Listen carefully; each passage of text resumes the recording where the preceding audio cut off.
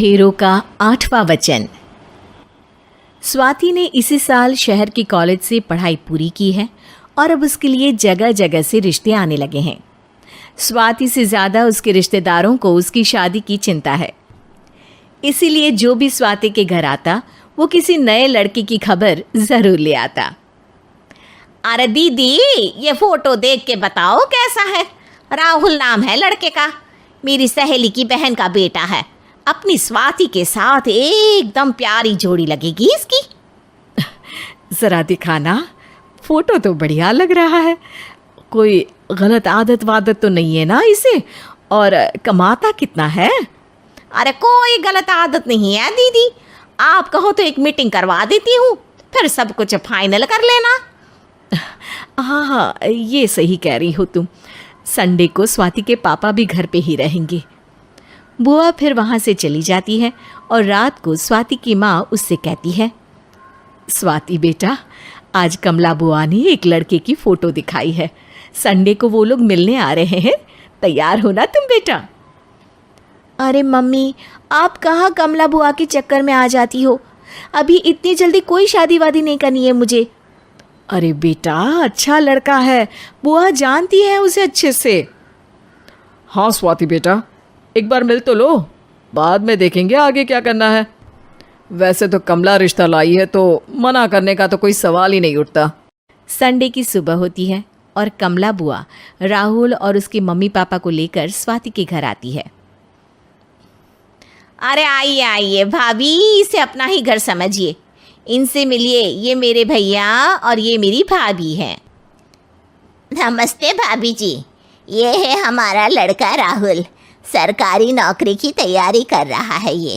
वैसे आपकी बेटी कहाँ है? अरे स्वाति बेटा, बाहर आ जाओ। वैसे कितनी पढ़ाई की है स्वाति ने?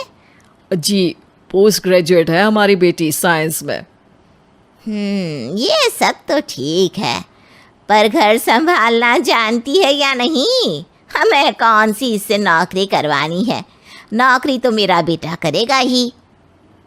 पर मैंने इतनी पढ़ाई की है और आप चाहती हैं कि मैं घर पर ही बैठी रहूं? अरे स्वाति बेटा, ये बड़ों की बात में तुम कहाँ बोल पड़ी। हम सब देख लेंगे क्या करना है क्या नहीं। हम तो इसी बात में विश्वास करते हैं कि घर के लड़कियां घर में ही रहे तो ज़्यादा अच्छा रहता है, वरना भाई साहब आप तो आजकल के हाल जानते ही हैं, कितनी घटनाएं होने लगी हैं औरतों के खिलाफ। स्वाति बेटा, रसोई का काम तो पूरा जानती हो ना? शादी के बाद तुम्हें ही संभालना है वो सब। अरे बहुत अच्छा खाना बनाती है ये, आप सब लोग इसकी तारीफ करते नहीं थकेंगे। लो भाई, हो गई मीटिंग, अब शादी की तारीख फाइनल कर लेते हैं, क्यों भैया?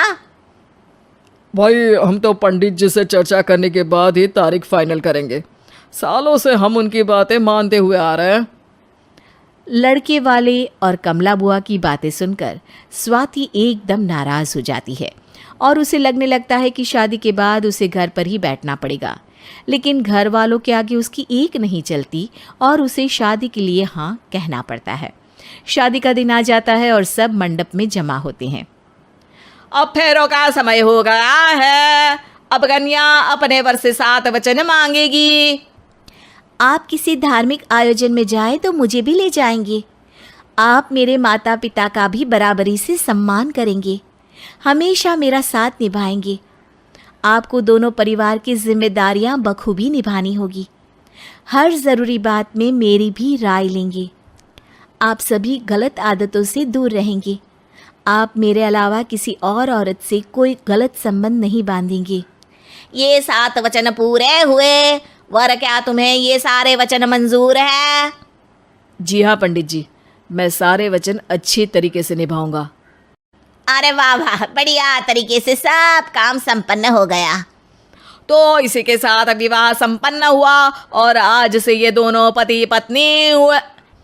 1 मिनट पंडित जी, अभी एक वचन लेना बाकी है। अब कौन सा वचन है बेटा? मैं अब हमेशा के लिए किसी दूसरे घर में जाने वाली हूँ, तो पति के अलावा मैं अपने सास ससुर से भी एक वचन लेना चाहूँगी। अब कहो बेटी। मैं ये चाहती हूँ कि मुझ पर किसी बात की कोई पाबंदी नहीं लगाई जाएगी। मुझे सब कुछ करने की आज़ादी होगी और मैं भी विश्वास दिलाती हूँ कि मैं एक अच्छी बहू बन के दिखाऊंगी। स्वाति की बात सुनकर उसके सास ससुर एकदम चौंक जाते हैं और कुछ बोल नहीं पाते कि उतने में कमला बुआ बोल पड़ती है। अरे बेटा, ये भी कोई कहने की बात है? रानी बन के रहोगी तुम तो।